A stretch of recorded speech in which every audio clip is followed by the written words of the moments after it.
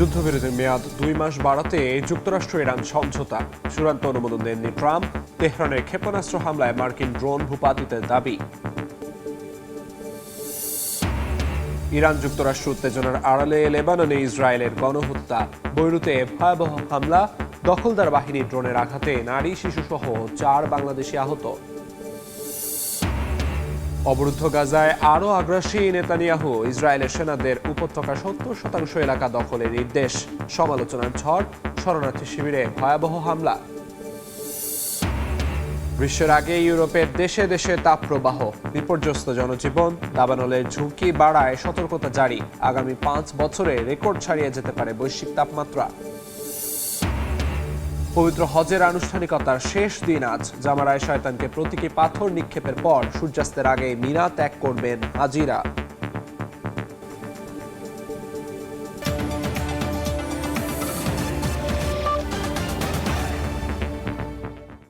আন্তর্জাতিক সময়ের সঙ্গে আছি আমি আমিরুল ইসলাম আলিফ। বর্তমান যুদ্ধবিরতির মেয়াদ 60 দিন বাড়ানোর বিষয়ে সমঝোতায় পৌঁছেছে যুক্তরাষ্ট্র ইরান, তবে এখনও চূড়ান্ত অনুমোদন দেননি মার্কিন প্রেসিডেন্ট ডোনাল্ড ট্রাম্প। ইরানের সর্বোচ্চ ধর্মীয় নেতা মুস্তফা খামেনি বলেছেন, কোনোভাবেই ইরানিদের দুর্বল করতে পারবে না ইসরায়েল ও যুক্তরাষ্ট্র। চলমান উত্তেজনার মধ্যেই যুক্তরাষ্ট্রের আরও একটি ড্রোন ভূপাতিত করার দাবি করেছে ইরান। এদিকে ইরানের হরমুজ প্রণালী পরিচালনাকারী কর্তৃপক্ষের ওপর নতুন করে নিষেধাজ্ঞা আরোপ করেছে ওয়াশিংটন। যুক্তরাষ্ট্র ও ইরানের মধ্যকার রক্তক্ষয়ী যুদ্ধ থামাতে পর্দার আড়ালে চলছে কূটনৈতিক তৎপরতা। দুই পক্ষই 60 দিনের যুদ্ধবিরতি বাড়াতে একটি খসড়া সমঝোতা স্মারকে সম্মত হয়েছে বলে হোয়াইট হাউস সূত্র নিশ্চিত করেছে। মার্কিন কর্মকর্তাদের তথ্য অনুযায়ী 60 দিনের এই সমঝোতা স্মারকের মধ্যে রয়েছে হরমুজ প্রণালী দিয়ে টোল আদায় ছাড়াই বাণিজ্যিক জাহাজ চলাচল শুরু করা, যুক্তরাষ্ট্রের নৌ অবরোধ তুলে নেওয়া, ইরানের পারমাণবিক অস্ত্র তৈরি না করার অঙ্গীকার।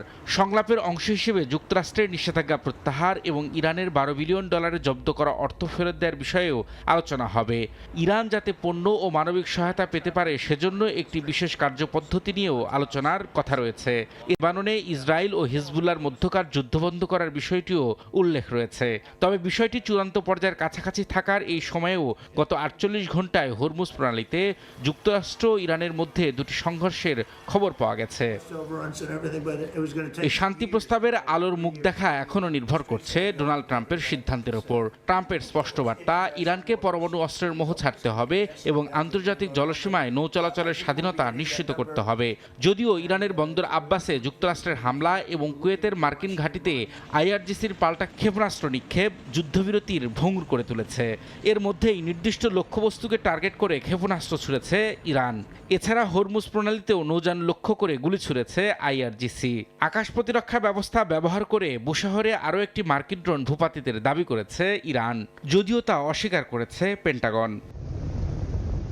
এদিকে হরমুজ প্রণালীতে যদি কোনো ধরনের টোল ব্যবস্থা চালু করা বা সহায়তা করা হয় তাহলে ওমানের উপর নিষেধাজ্ঞা আরোপ করা হতে পারে বলে হুঁশিয়ারি দিয়েছে যুক্তরাষ্ট্র। এক সংবাদ সম্মেলনে মার্কিন অর্থমন্ত্রী বলেন, হরমুজ প্রণালীতে কোনো ধরনের টোল আরোপের প্রচেষ্টা যুক্তরাষ্ট্র সরকার কোনোভাবেই সহ্য করবে না। রবিউল ইসলাম আওলাদ, সময় সংবাদ। যুক্তরাষ্ট্রের হামলা ঠেকাতে নতুন আকাশ প্রতিরক্ষা ব্যবস্থা ব্যবহারের দাবি করেছে ইরান। তেহরানের দাবি, আরশেক আবঙ্গির নামের একটি নতুন ও স্থানীয় প্রযুক্তির আকাশ প্রতিরক্ষা ব্যবস্থা দিয়ে ভূপাতিত করা হয় মার্কিন MU-9 রিপার ড্রোন।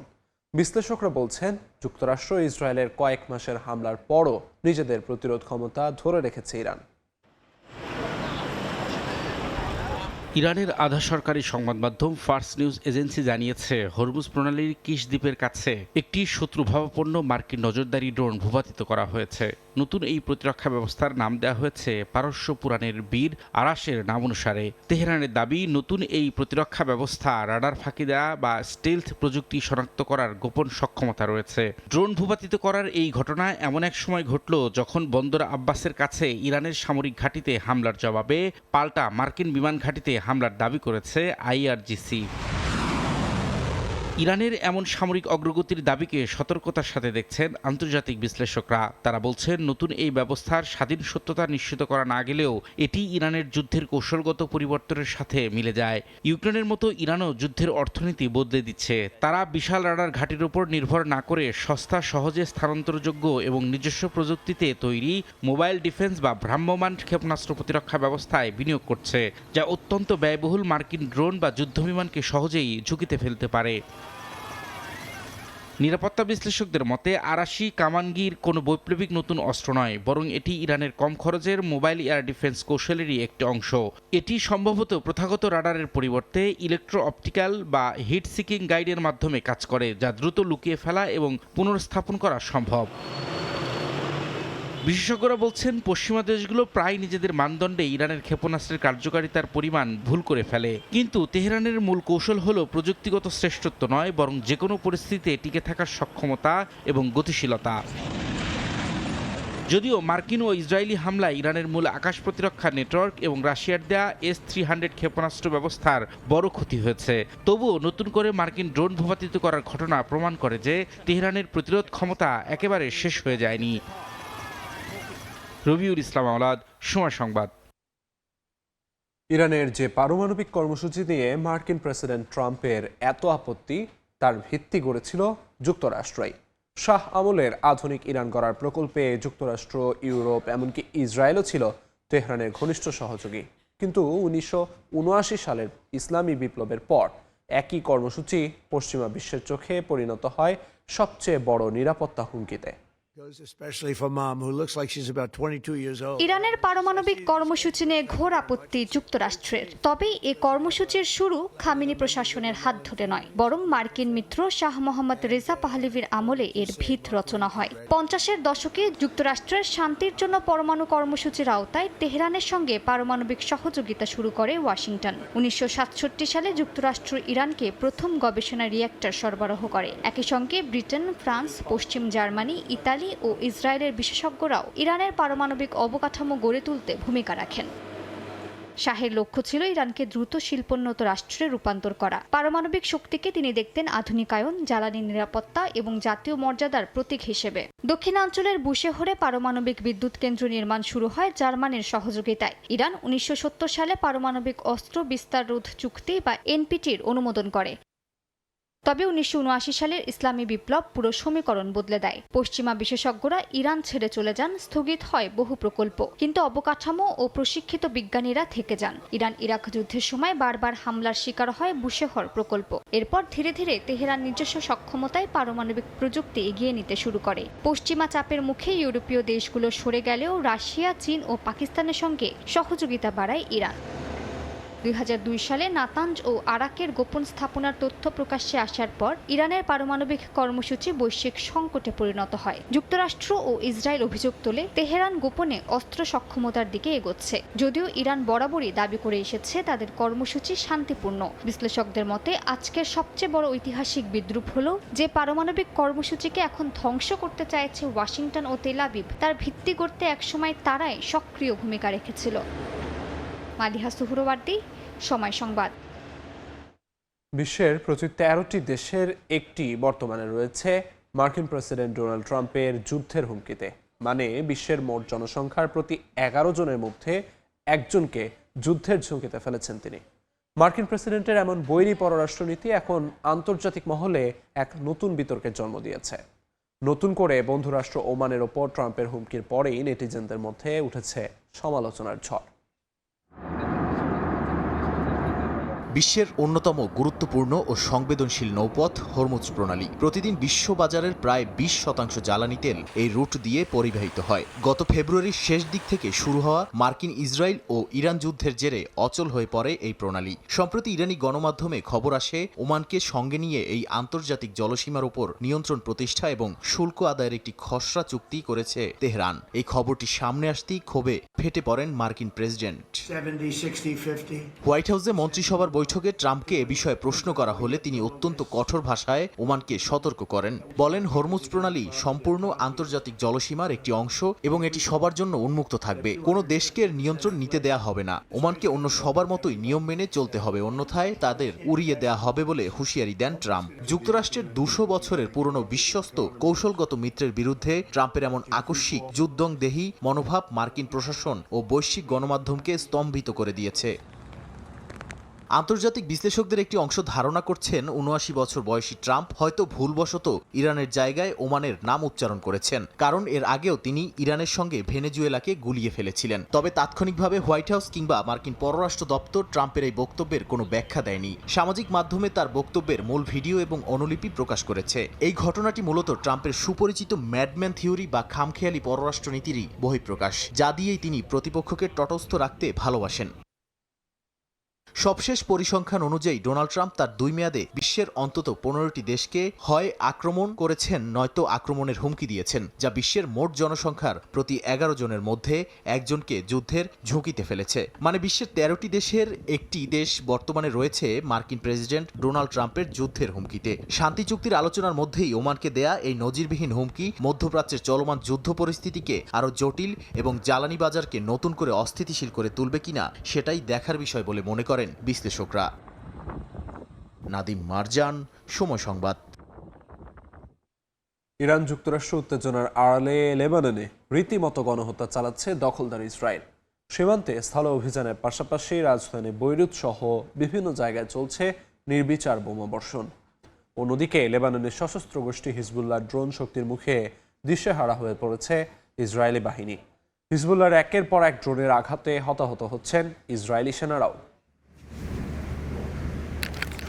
যুদ্ধবিরতি ঘোষণার পরও লেবানন সীমান্তে থামেনি ইসরায়েলের আগ্রাসন। বৃহস্পতিবার বৈরুতের দক্ষিণ শহরতলি এলাকায় বিমান হামলা চালায় দখলদার বাহিনী। কয়েক সপ্তাহের মধ্যে বৈরুতের কাছে এটি প্রথম হামলা। ইসরায়েলের দাবি, ইরান ও হিজবুল্লাহপন্থী মিলিশিয়া জোট ইমাম হোসেন ডিভিশনের ক্ষেপণাস্ত্র শাখার প্রধান আলী আল হুসাইনিকে লক্ষ্য করে হামলা চালিয়েছে তারা। তবে এ বিষয়ে হিজবুল্লাহ বা ইরানের পক্ষ থেকে এখনও কোনো মন্তব্য পাওয়া যায়নি। হামলার পাশাপাশি লেবাননের দক্ষিণাঞ্চলে চলছে উচ্ছেদ অভিযান। নতুন করে বেশ কয়েকটি এলাকার বাসিন্দাদের সরে যাওয়ার নির্দেশ দিয়েছে নেতানিয়াহু বাহিনী। এতে বাড়ছে গৃহহারা মানুষের সংখ্যা। বিনা কারণে বেসামরিক নাগরিকদের ওপর ইসরায়েলি হামলার তীব্র নিন্দা জানিয়েছে জাতিসংঘ। এদিকে হিজবুল্লাহ ড্রোন সক্ষমতার কাছে রীতিমতো কোণঠাসা হয়ে পড়েছে ইসরায়েলের সামরিক বাহিনী। একের পর এক সশস্ত্র ড্রোনের আঘাত ঠেকাতে ব্যর্থ হচ্ছে তেল আবিবের প্রতিরক্ষা ব্যবস্থা। লেবাননের দক্ষিণাঞ্চল ও উত্তর ইসরায়েলে হিজবুল্লাহ ড্রোনের আঘাতে নিয়মিত প্রাণ হারাচ্ছেন ইসরায়েলি সেনারা। সবশেষ আরও এক সেনার মৃত্যুর খবর নিশ্চিত করেছে তেল আবিব। সামরিক বিশ্লেষকদের মতে এই ড্রোন হামলা থামাতে না পেরে মরিয়া হয়ে নির্বিচারে ও অতিরিক্ত শক্তি প্রয়োগ করছে ইসরায়েল। রবিউল ইসলাম আওলাদ, সময় সংবাদ। লেবাননের দক্ষিণাঞ্চলে ইসরায়েলি ড্রোন হামলায় 2 শিশু সহ 4 বাংলাদেশি গুরুতর আহত হয়েছেন। বৃহস্পতিবার দক্ষিণ লেবাননের নাবাতিয়া জেলার জীবশীত এলাকায় এ হামলার ঘটনা ঘটে। মোটরসাইকেলে করে বাজার শেষে বাড়ি ফেরার পথে হামলার শিকার হন তারা।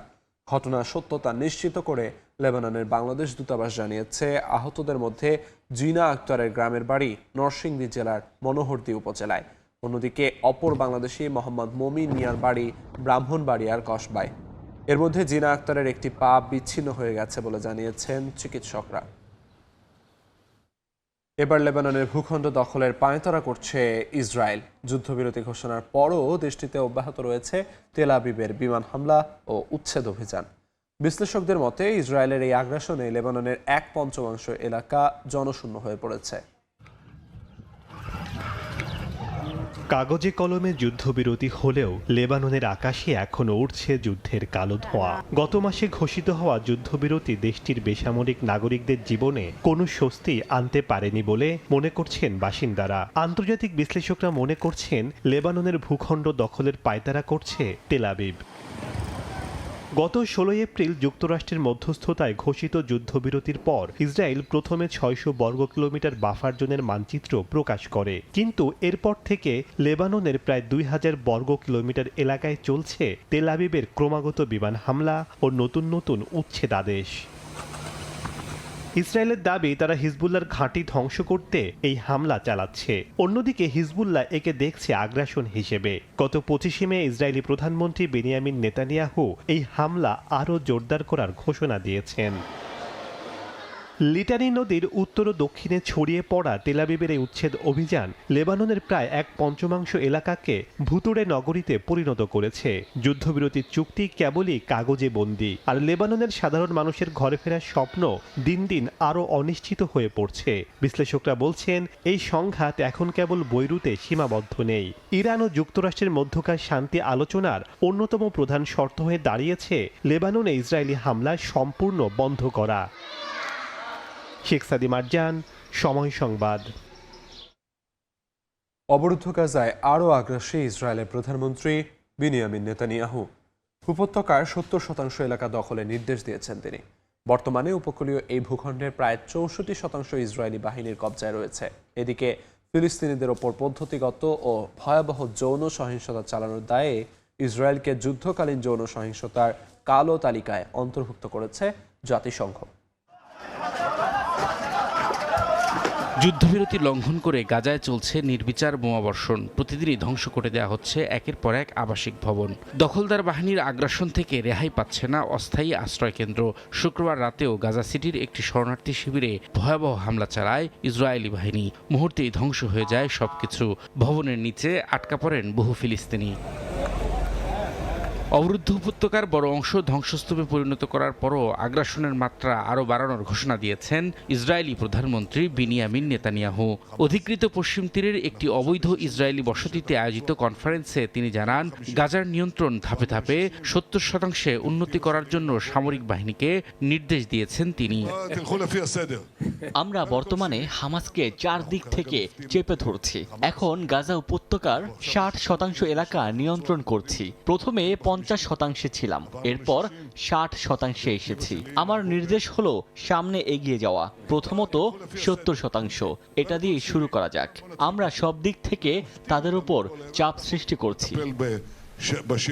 এদিকে গাজায় ইসরায়েলি বাহিনীর চালানো ভয়াবহ অপরাধের বিরুদ্ধে কঠোর অবস্থান নিচ্ছে জাতিসংঘ।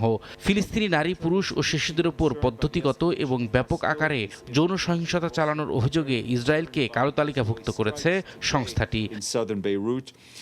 জাতিসংঘের এই কঠোর পদক্ষেপের প্রতিক্রিয়া হিসেবে চরম ক্ষোভ প্রকাশ করেছে তেল আবিব। সংস্থাটির মহাসচিব আন্তোনিও গুতেরেসের এই সিদ্ধান্তের পর জাতিসংঘের সাথে সব ধরনের যোগাযোগ বিচ্ছিন্ন করার ঘোষণা দিয়েছেন ইসরায়েলি দূত। তবে মানবাধিকার সংস্থাগুলোর দাবি, ইসরায়েলি ডিটেনশন সেন্টারগুলোতে বন্দী ফিলিস্তিনিদের ওপর এমন পাশবিক ও পদ্ধতিগত যৌন নির্যাতন নিয়মিত ঘটনা, যা আন্তর্জাতিক আইনের চরম লঙ্ঘন। শুধু জাতিসংঘই নয়, পশ্চিম তীরে ফিলিস্তিনিদের ওপর নির্যাতনের দায়ে 4টি সংস্থা ও 3 ব্যক্তির ওপর নিষেধাজ্ঞা দিয়েছে ইউরোপীয় ইউনিয়ন। এই তালিকায় চরমপন্থী ইসরায়েলি বসতি স্থাপনকারী এবং তাদের সমর্থনকারী সংগঠনগুলো অন্তর্ভুক্ত রয়েছে। রবিউল ইসলাম আওলাদ, সময় সংবাদ। ইউরোপ জুড়ে অস্বাভাবিক তাপপ্রবাহে বাড়ছে জনদুর্ভোগ ও উদ্বেগ। স্পেন, ইতালি ও ফ্রান্সে মে মাসে গ্রীষ্মের চূড়ান্ত সময়ের মতো তাপমাত্রা অনুভূত হচ্ছে। স্পেনের আবহাওয়া সংস্থা জানায়, দেশটিতে দাবানলের ঝুঁকি বাড়ার আশঙ্কাও বাড়ছে। এদিকে আগামী 5 বছরে বৈশ্বিক তাপমাত্রা রেকর্ড ছাড়িয়ে যেতে পারে বলে সতর্ক করেছে জাতিসংঘ।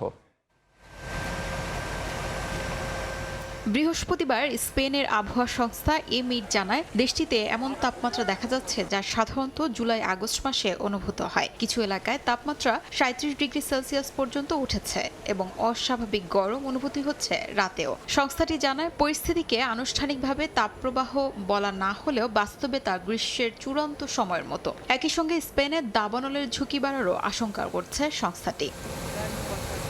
ইতালিতেও বছরের প্রথম বড় তাপপ্রবাহে জনজীবনে অস্বস্তি নেমে এসেছে। রাজধানীর রোমে স্থানীয় বাসিন্দা ও পর্যটকদের ফোয়ারার পাশে ভিড় করতে দেখা গেছে। উত্তর ও মধ্যাঞ্চলের কয়েকটি শহরে তাপমাত্রা পৌঁছেছে 35 ডিগ্রির কাছাকাছি। পরিস্থিতি মোকাবেলায় রোমের মেয়র নির্মাণ ও কৃষি খাতের শ্রমিকদের দিনের সবচেয়ে গরম সময়ে ঠান্ডা স্থানে বিরতির ব্যবস্থা নিশ্চিত করতে নিয়োগদাতাদের নির্দেশ দিয়েছেন।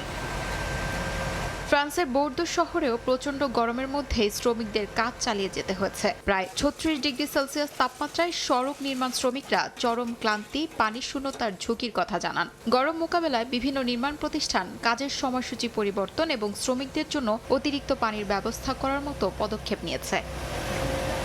এদিকে জাতিসংঘের আবহাওয়া সংস্থা ও যুক্তরাজ্যের মেট অফিসের নতুন প্রতিবেদনে সতর্ক করা হয়েছে, আগামী 5 বছরে বৈশ্বিক গড় তাপমাত্রা রেকর্ডের কাছাকাছি পৌঁছতে পারে। বিশেষ করে আর্কটিক অঞ্চলের শীতকালীন তাপমাত্রা বৈশ্বিক গড়ের তুলনায় 3.5 গুণ বেশি বাড়তে পারে বলে আশঙ্কা করা হচ্ছে। একই সঙ্গে চলতি বছরের শেষ দিকে শক্তিশালী এলো নিলো পরিস্থিতি তৈরি হয়ে 2027 সাল পর্যন্ত বৈশ্বিক তাপমাত্রা আরও বাড়িয়ে দিতে পারে বলে প্রতিবেদনে উল্লেখ করা হয়। শিউলি রোসা, সময় সংবাদ। আন্তর্জাতিক সময় আরও থাকছে।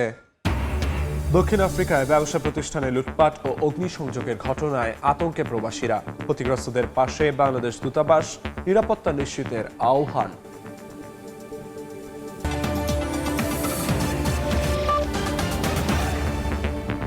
সৌদি আরবে আজ পবিত্র 12 জিলহজ, হজের পঞ্চম দিন। আজকের দিনটি হাজিদের জন্য অত্যন্ত গুরুত্বপূর্ণ, কারণ আজই মিনায় অবস্থান ও কঙ্কর নিক্ষেপের শেষ দিন।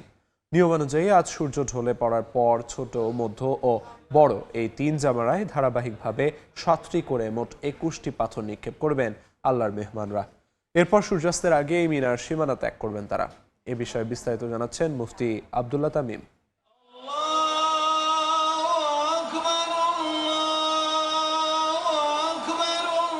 11 জিলহজের মতো আজ 12 জিলহজও মিনায় হাজিদের প্রধান কাজ শয়তানকে পাথর নিক্ষেপ করা। দুপুরের পর থেকে শুরু করে সূর্যাস্তের পূর্ব পর্যন্ত সময়ের মধ্যে ছোট, মধ্যম ও বড় এই 3 শয়তানকে লক্ষ্য করে পাথর ছুঁড়ে মারেন আল্লাহর মেহমানরা। আল্লাহর বরত্ব ও তাকবীর ধ্বনিতে আজ শেষবারের মতো মুখরিত হয়ে ওঠে পুরো জামারা প্রাঙ্গণ।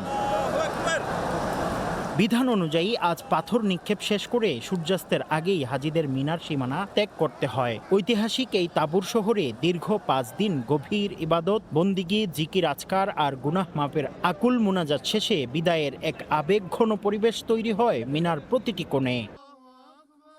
রাসূলুল্লাহ সাল্লাল্লাহু আলাইহি ওয়াসাল্লাম হজের এই দিনগুলোর গুরুত্ব সম্পর্কে উম্মাহকে সচেতন করেছেন। এই দিনগুলোতে বাইতুল্লাহর চারপাশে প্রতিটি আমলই মূলত আল্লাহর জিকির ও তার একাত্মবাদকে পৃথিবীর বুকে প্রতিষ্ঠা করার একটি জীবন্ত স্মারক। আর সেই আলোকেই নিজেদের জীবনকে নতুন করে সাজানোর দীক্ষা নেন বিশ্ব মুসলিম। শয়তানের সব কুপ্ররোচনাকে পায়ে ঠেলে আত্মশুদ্ধির এক মহাসাগর বুকে নিয়ে দলে দলে হাজিরা এবার মিনা থেকে ফিরতে শুরু করেছেন মক্কার পবিত্র চত্বরে। আল্লাহর জিকিরে সিক্ত হৃদয় আর কবুল হজের আশা নিয়ে সম্পন্ন হচ্ছে 12 জিলহজের এই পুণ্যময় আমল। মিনা ত্যাগের পর হাজিদের পরবর্তী ও শেষ কাজ হলো পবিত্র কাবা শরীফে গিয়ে তাওয়াফে বিদা বা বিদায়ী তাওয়াফ সম্পন্ন করা, যার মাধ্যমে শেষ হবে হজের আনুষ্ঠানিকতা। আজ 12 জিলহজ, হজের আনুষ্ঠানিকতার একদম শেষ দিন। আজ হজ যাত্রীরা ছোট জামারা, মাঝারি জামারা এবং বড় জামারায় পাথর নিক্ষেপ করে হজের আনুষ্ঠানিকতা শেষ করবেন। বাংলাদেশি হজ যাত্রীরা আগামী 30 মে তাদের ফ্লাইট শুরু হবে এবং বিদায়ী তাওয়াফের মাধ্যমে হজ সম্পন্ন করে তারা নিজ নিজ গন্তব্যে এবং নিজ নিজ দেশে ফিরে যাওয়া শুরু করবেন। মুফতি আব্দুল্লাহ তামিম, সময় সংবাদ, জামারাত, সৌদি আরব। গা ঘেঁষে বেজে উঠেছে যুদ্ধের দামামা। ড্রোনের নিখুঁত হামলা, হেলিকপ্টার থেকে কমান্ডোদের অবতরণ আর কামানের গোলার বিকট শব্দে সীমান্ত এলাকা পরিণত হয় রণক্ষেত্রে। পিয়ংইয়ংয়ের যে কোনো আগ্রাসনে কড়া জবাব দিতে সেনা ও মেরিন কোরের এই যৌথ মহড়া চালায় দক্ষিণ কোরিয়া। পোহাংয়ের পাহাড়ি উপত্যকা জুড়ে কেবলই বারুদের গন্ধ আর কামানের গর্জন। উত্তর কোরিয়া সীমান্তের কাছাকাছি এই এলাকায় দক্ষিণ কোরিয়ার সেনাবাহিনী ও মেরিন কোরের শত শত সামরিক যান একযোগে অংশ নিয়েছে বিশাল এক লাইভ ফায়ার মহড়ায়। সারিবদ্ধ সাঁজোয়া যান থেকে অবিরাম ছুটে যাচ্ছে গুলি আর লক্ষ্যবস্তুতে আঘাত হানছে একের পর এক ক্ষেপণাস্ত্র। পিয়ংইয়ংয়ের সাম্প্রতিক পরমাণু ও সামরিক হুমকির মুখে সীমান্ত জুড়ে সিউলের এই রণপ্রস্তুতি যেন এক সাজ রব। এবারের মহড়ায় সবচেয়ে বড় আকর্ষণ ছিল আধুনিক প্রযুক্তির নিখুঁত ব্যবহার ও মানববিহীন যুদ্ধ কৌশল। আকাশে ড্রোনের ঝাঁক তৈরি করেছে নিশ্ছিদ্র নিরাপত্তা বলয়, যা মুহূর্তেই চিহ্নিত করছে নিখুঁত লক্ষ্যবস্তু। ড্রোনের সুইসাইডাল হামলায় চোখের পলকে ধূলিসাৎ হয়ে যাচ্ছে শত্রুর একের পর এক বাংকার ও ঘাঁটি। ড্রোনের এই অভাবনীয় কার্যকারিতা প্রমাণ করে ভবিষ্যতের যুদ্ধক্ষেত্রে চালকহীন প্রযুক্তিতে কতটা এগিয়ে গেছে দক্ষিণ কোরিয়া। কেবল স্থলভাগেই নয়, মহড়ার দাপট ছড়িয়ে পড়েছিল আকাশেও। শত্রুর সীমানায় ঢুকে নিখুঁত নিশানায় রকেট ও মিসাইল ছুড়েছে অ্যাপাচি অ্যাটাক হেলিকপ্টার। এর পরপরই বিশাল চিনুক ও সামরিক হেলিকপ্টার থেকে দড়ির সাহায্যে দ্রুত রণক্ষেত্রে নেমে আসে চৌকস কমান্ডো দল। সাঁজোয়া যানের কভার নিয়ে সেকেন্ডের মধ্যে পজিশন নেয় পদাতিক সেনারা। বাস্তব যুদ্ধক্ষেত্রের আদলে তৈরি এই মহড়া সিউলের সামরিক শ্রেষ্ঠত্ব ও তাৎক্ষণিক প্রতিক্রিয়ার সক্ষমতাকে ফুটিয়ে তুলেছে বলেই মনে করেন বিশ্লেষকরা। নাদিম মারজান, সময় সংবাদ। পন্টিনে ব্যবসা প্রতিষ্ঠানে লুটপাট, ভাঙচুর ও অগ্নিসংযোগের ঘটনায় চরম আতঙ্কের মধ্যে রয়েছেন প্রবাসী বাংলাদেশিরা। গেল সোমবার রাতে দক্ষিণ আফ্রিকার ব্লুমফন্টেনে হামলার শিকার হয় বাংলাদেশি মালিকানাধীন শতাধিক ব্যবসা প্রতিষ্ঠান। এ ঘটনায় বৃহস্পতিবার ক্ষতিগ্রস্ত প্রবাসীদের ব্যবসা প্রতিষ্ঠান পরিদর্শন করেন আফ্রিকায় নিযুক্ত বাংলাদেশের রাষ্ট্রদূত শাহ আহমেদ শফি। একই দিন বিকেলে ব্লুমফন্টেইন শহরে স্থানীয় সময় বিকেল 3:30টায় বাংলাদেশি ব্যবসায়ীদের নিরাপত্তা নিশ্চিতে প্রাদেশিক পুলিশ কমিশনার লেফটেন্যান্ট জেনারেল থাবান সলির সঙ্গে বৈঠক করেন। বৈঠকে বাংলাদেশি নাগরিকদের সুরক্ষা নিশ্চিত করতে স্থানীয় প্রশাসন ও নিরাপত্তা বাহিনীকে কার্যকর পদক্ষেপ নেওয়ার আহ্বান জানান রাষ্ট্রদূত।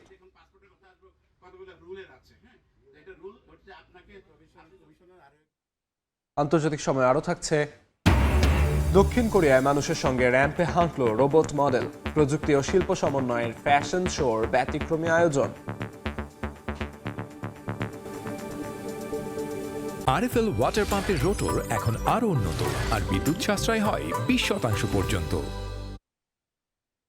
কেনিয়ার একটি আবাসিক স্কুলে ভয়াবহ অগ্নিকাণ্ডে 16 শিক্ষার্থী নিহত হয়েছে। আহত হয়েছে অন্তত 74 জন। স্থানীয় সময় বৃহস্পতিবার দেশটির মধ্যাঞ্চলের গিলগিল এলাকার উতুমিশি গার্লস স্কুলে এ ঘটনা ঘটে। পুলিশ জানায় রাত 1টার দিকে স্কুলের একটি ডরমিটরিতে আগুন ছড়িয়ে পড়ে। ওই সময় সেখানে প্রায় 220 শিক্ষার্থী অবস্থান করছিল। আগুনের কারণে মুহূর্তেই আতঙ্ক ছড়িয়ে পড়ে পুরো স্কুলে। প্রাণ বাঁচাতে অনেকে ভবন থেকে লাফ দেন। এ ঘটনায় আহতদের স্থানীয় হাসপাতালে ভর্তি করা হয়েছে। পাশাপাশি নিহতদের পরিচয় শনাক্তের কাজ চলছে। তবে আগুন লাগার কারণ সম্পর্কে এখনো কিছুই জানা যায়নি।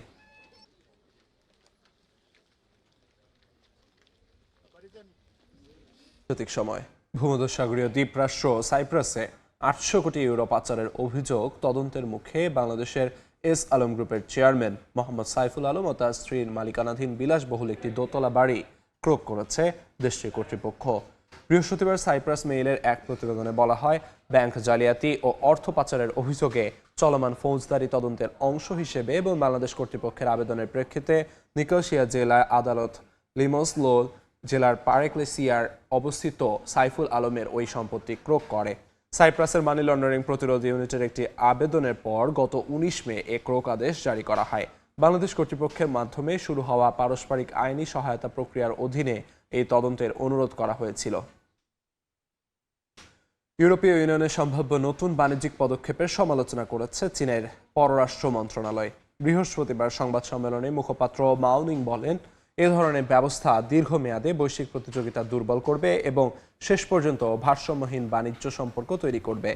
ইউরোপীয় ইউনিয়নকে চীনের সঙ্গে বাণিজ্য করতে কেউ বাধ্য করেনি জানিয়ে তিনি সতর্ক করে বলেন, চীন তার বৈধ অধিকার ও স্বার্থ রক্ষায় প্রয়োজনীয় সব ধরনের ব্যবস্থা নেবে। দীর্ঘদিন ধরে ইউরোপীয় ইউনিয়ন চীনের বিরুদ্ধে রাষ্ট্রীয় ভর্তুকি, বাজারে প্রবেশে বাধা এবং প্রতিযোগিতা বিকৃত করার মতো নীতির অভিযোগ তুলে আসছে। পূর্ব প্রশান্ত মহাসাগরে আবারও একটি নৌযানে হামলা চালিয়েছে যুক্তরাষ্ট্রের সামরিক বাহিনী। এতে অন্তত 2 জন নিহত হয়েছেন। বুধবার একটি ভিডিও প্রকাশ করে মার্কিন সাউদার্ন কমান্ড। তাদের দাবি, নৌযানটি পরিচিত মাদক পাচার রুট ব্যবহারের পাশাপাশি পাচার কার্যক্রমেও জড়িত ছিল। অভিযানে নিহতদের পরিচয় সম্পর্কিত কোনো তথ্য প্রকাশ করা হয়নি। একই সঙ্গে অভিযানে মার্কিন বাহিনীর কোনো সদস্য হতাহত হয়নি বলেও দাবি করা হয়েছে। লাওসের একটি গুহার ভেতর 1 সপ্তাহ ধরে আটকে থাকা 7 জনের মধ্যে 5 জনকে জীবিত উদ্ধার করেছে থাই উদ্ধারকারী দল। গেল বুধবার দেশটির মধ্যাঞ্চলীয় জাইসম্বুন প্রদেশের একটি গুহায় স্বর্ণের খোঁজে ঢুকেছিল একটি অনুসন্ধানকারী দল। তবে টানা ভারী বৃষ্টির কারণে ভূমিধস হলে গুহার মুখ বন্ধ হয়ে যায় এবং তারা ভেতরে আটকা পড়েন। স্থানীয় সময় বুধবার উদ্ধার সংক্রান্ত তথ্য জানায় থাই স্বেচ্ছাসেবী উদ্ধারকারী দল। খাবারের অভাবে কিছুটা দুর্বল হয়ে পড়লেও 5 জনই সুস্থ আছেন বলে জানানো হয়। নিখোঁজ বাকি 2 জনকে উদ্ধারে বৃহস্পতিবার আবারও অভিযান চালানো হবে। ভারতে আবারও নৌকা ডুবির ঘটনায় প্রাণ হারিয়েছেন 2 জন, নিখোঁজ রয়েছেন আরও 5 জন। বৃহস্পতিবার বিহার রাজ্যে গঙ্গা নদীতে এই দুর্ঘটনা ঘটে। তীব্র বাতাসের কারণে নৌকাটি উল্টে যায় বলে জানিয়েছেন পাটনার জেলা ম্যাজিস্ট্রেট।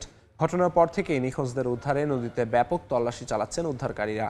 কয়েক সপ্তাহ আগে দেশটির মধ্যপ্রদেশে পর্যটক বহনকারী একটি ক্রুজ বোট ডুবির ঘটনায় প্রাণ হারান 6 জন। ওই ঘটনায় এখনও কয়েকজনের খোঁজ মেলেনি।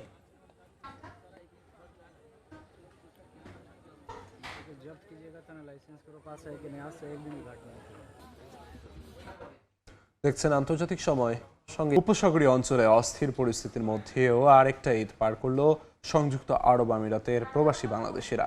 ঈদের জামাত শেষে পশু কোরবানি, মাংস বিতরণ, পরস্পর কুশল বিনিময়ের মধ্য দিয়ে ঈদুল আজহা উদযাপন করেন প্রবাসীরা। দুবাই থেকে শিবলি আল সাদিকের রিপোর্ট।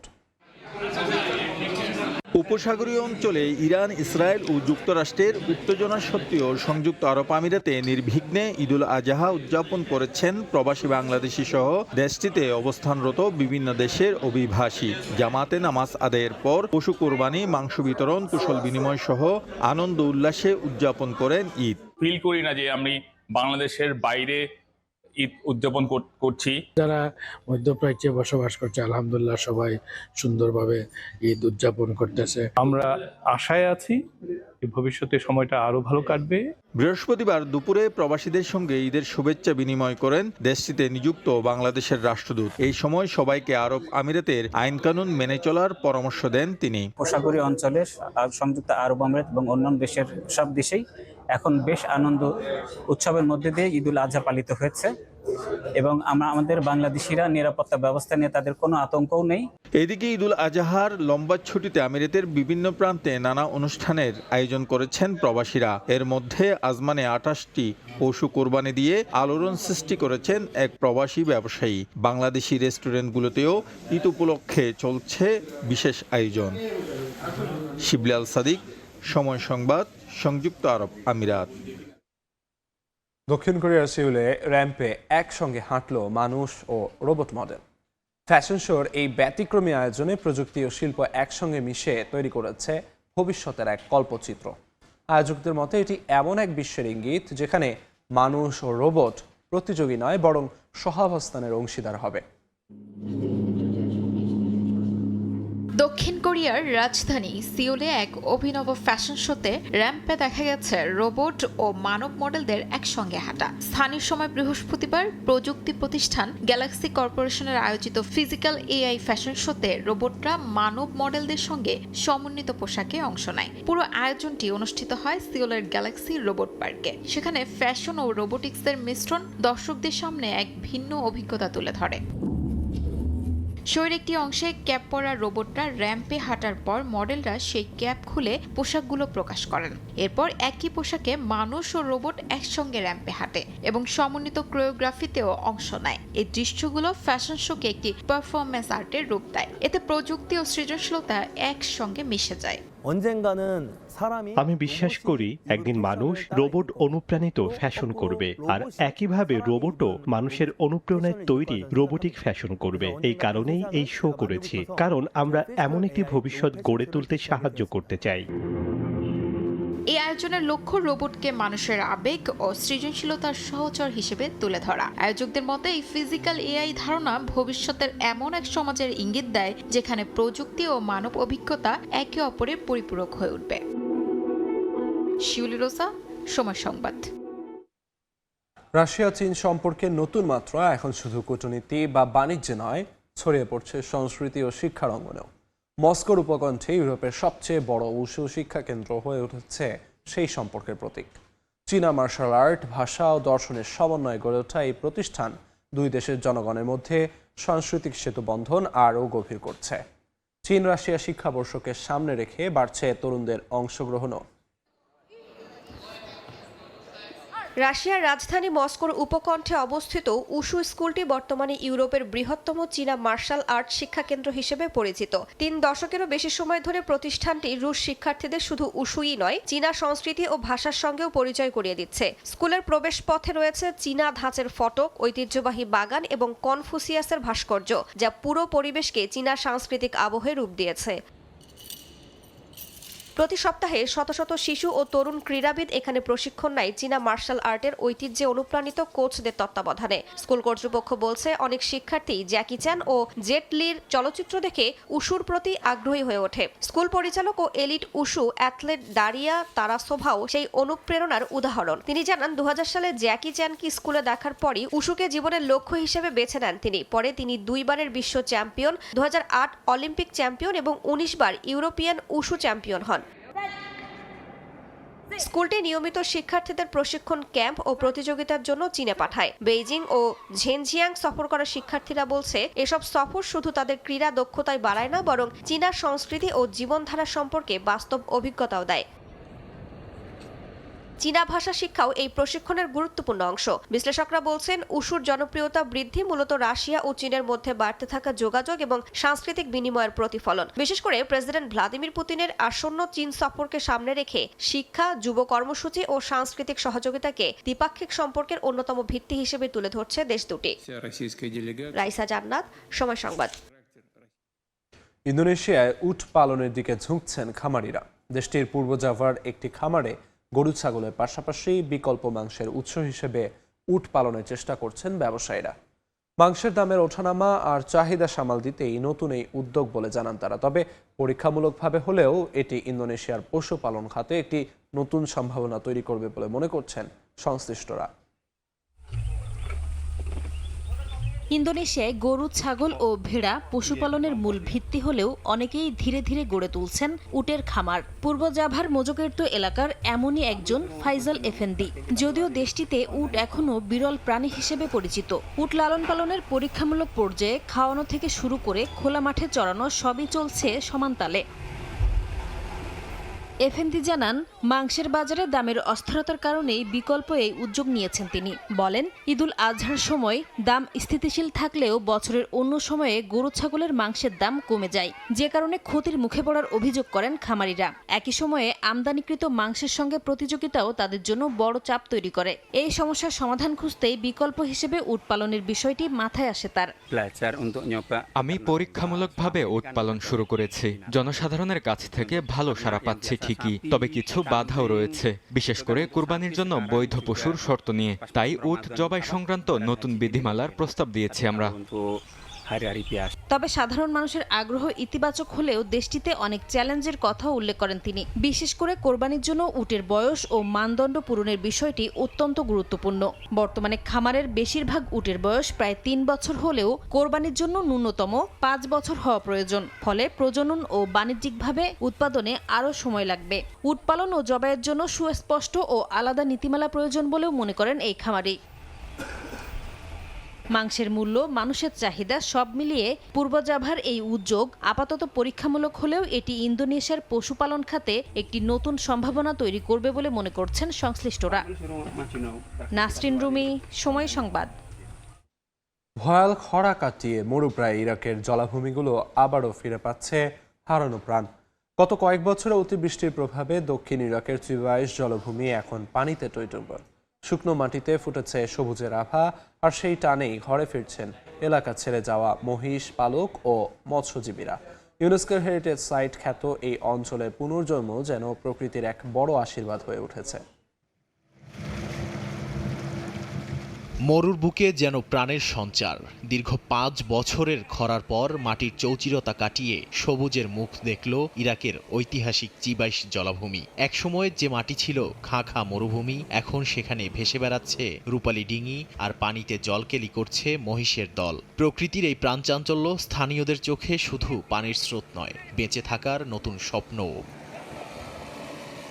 প্রচণ্ড খরা ইরাকের জলাভূমিগুলো একসময় ফেটে গিয়েছিল। পানির অভাবে মারা যায় হাজার হাজার গবাদি পশু। জীবিকার খোঁজে ভিটেমাটি ছাড়তে বাধ্য হন কয়েক প্রজন্ম ধরে বসবাস করা মানুষ। চিবাইশ জলাভূমির বুক চিরে একসময় যেখানে ডিঙি নৌকা চলত, সেখানে ধুধু বালুচর ছাড়া আর কিছুই অবশিষ্ট ছিল না। তবে এবারে শীতকালীন ভারী বৃষ্টি আর দজলা ও ফোরাত নদীর পানি প্রবাহ বেড়ে যাওয়ায় চিত্রটা পুরোপুরি বদলে গেছে। ইরাকের পানি সম্পদ মন্ত্রণালয় জানিয়েছে, এবছর কৌশলগত পানির মজুদ প্রায় 6 বিলিয়ন ঘনমিটার বেড়েছে, আর এতেই প্রাণ ফিরেছে মৃতপ্রায় জলাভূমিগুলোর। বর্তমানে এই অঞ্চলের অন্তত 36% এলাকা এখন পানির নিচে, যা গত 5 বছরে ছিল মাত্র 8%। পানি আশায় ফিরতে শুরু করেছে হারানো জীববৈচিত্র্য। বিস্তৃত এলাকা জুড়ে বেড়ে উঠছে সবুজ ঘাস আর নলখাগড়া। ফিরতে শুরু করেছে মাছের ঝাঁক, আর তাদের পিছু পিছু ফিরছেন জেলেরাও। বিশেষজ্ঞরা বলছেন, এই পরিবর্তন শুধু পরিবেশগত নয়, কয়েক হাজার বছর ধরে সেখানে বাস করা মার্শ আরব জনগোষ্ঠীর সংস্কৃতি ও ঐতিহ্যের এক নতুন বিজয়। নাদিম মারজান, সময় সংবাদ। দেখছেন আন্তর্জাতিক সময়। খেলোয়াড়ি জীবনের বর্ণিল অধ্যায় প্রায় শেষ। এবার ডাগআউটের মাস্টারমাইন্ড হওয়ার লড়াইয়ে নামলেন থিয়াগো সিলভা। চেলসি ও ব্রাজিলের সাবেক এই কিংবদন্তি ডিফেন্ডার এখন স্কটল্যান্ডে ব্যস্ত সময় পার করছেন উয়েফা এ লাইসেন্স কোচিং কোর্স নিয়ে।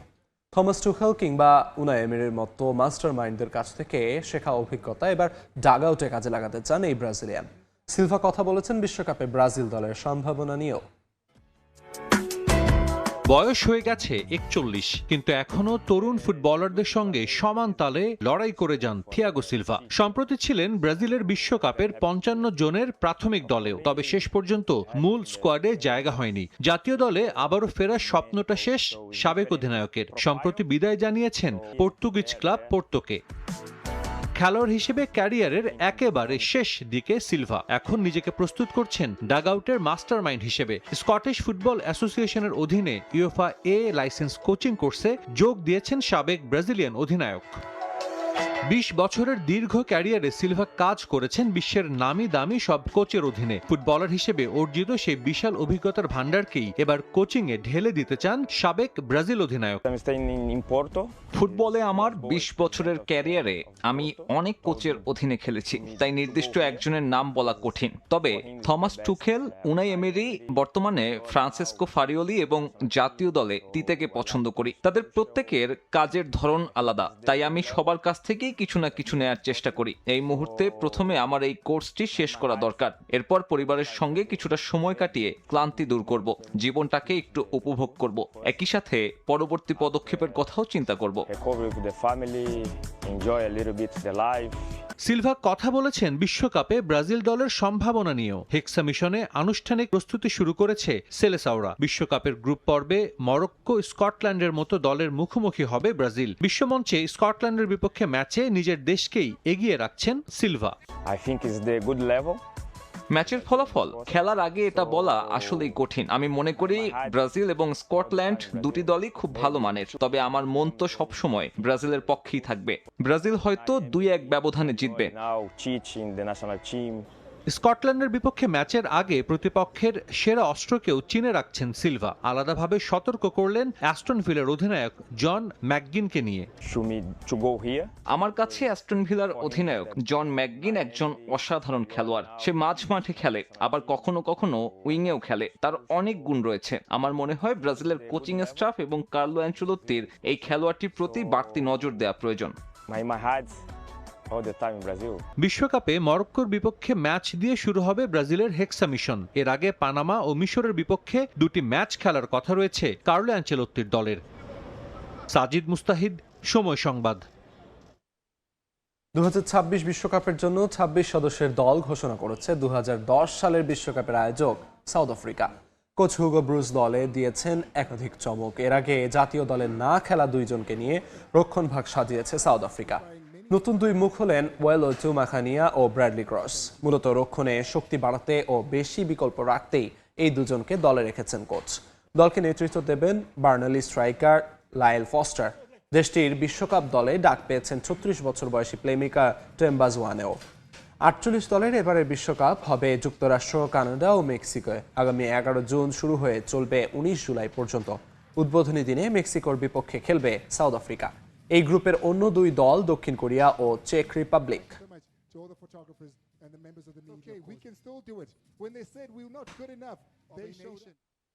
আন্তর্জাতিক সময়ের শীর্ষ সংবাদগুলো জানিয়ে দিচ্ছি আরেকবার। যুদ্ধবিরতির মেয়াদ 2 মাস বাড়াতে যুক্তরাষ্ট্র ইরান সমঝোতা, চূড়ান্ত অনুমোদন দেননি ট্রাম্প। তেহরানের ক্ষেপণাস্ত্র হামলায় মার্কিন ড্রোন ভূপাতিতের দাবি। ইরান যুক্তরাষ্ট্র উত্তেজনার আড়ালে লেবাননে ইসরায়েলি গণহত্যা, বৈরুতে ভয়াবহ হামলা, দখলদার বাহিনীর ড্রোনের আঘাতে নারী শিশুসহ 4 বাংলাদেশি আহত। অবরুদ্ধ গাজায় আরও আগ্রাসী নেতানিয়াহু, ইসরায়েলি সেনাদের উপত্যকার 70% এলাকা দখলের নির্দেশ। সমালোচনার ঝড়, শরণার্থী শিবিরে ভয়াবহ হামলা।